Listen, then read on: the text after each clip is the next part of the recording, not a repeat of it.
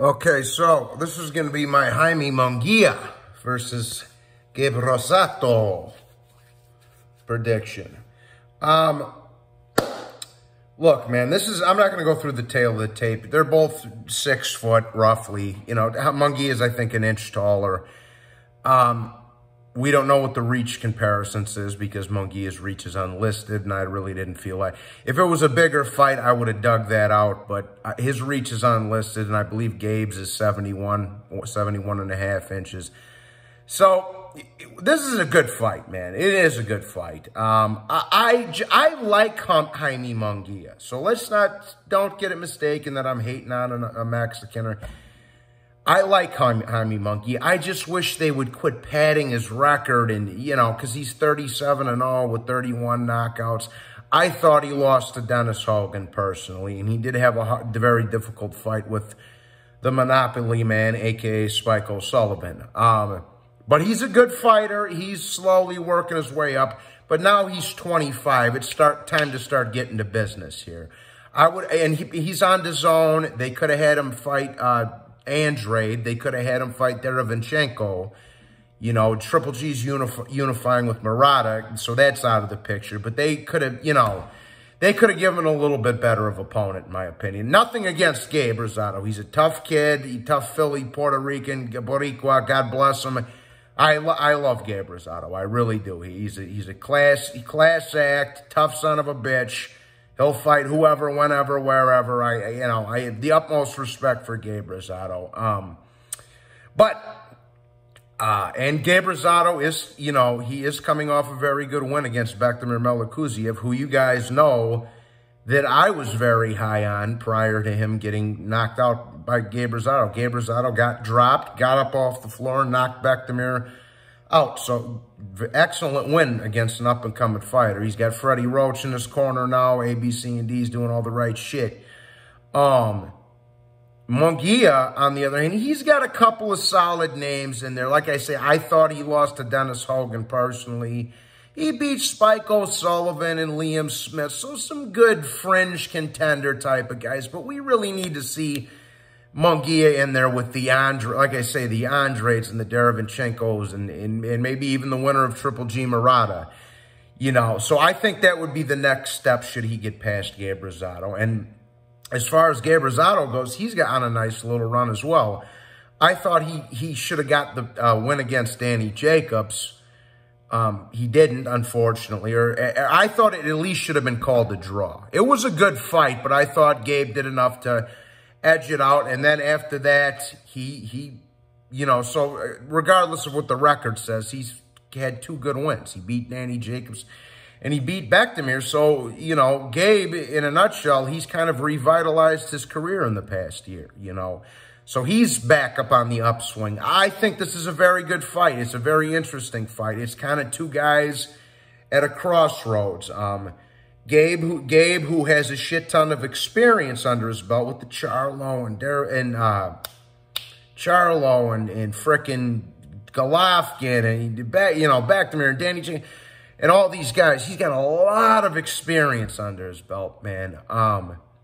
He's not the biggest puncher out there. I think I'd have to give the edge on the power to Mungia, and the reason I'm picking Jaime Mungia into this fight is just because he's a little bit fresher. He's younger, he's fresher, but then again, on the flip side of that, Gabe Rosado is coming off of 2 very good wins as far as I'm concerned, because I thought he beat Danny Jacobs and he beat Bektemir. So it's an interesting fight, man. It is an interesting fight. I think it'll be a war. It's a classic Mexico versus Puerto Rico matchup. So, you know, I'm in there like swimwear, man. I like the fight. It's a good, solid little middleweight scrap right there. Stylistically wise, though, I think Gabe should try to box a little bit and then, you know, let the flurries go in spurts so he's not getting...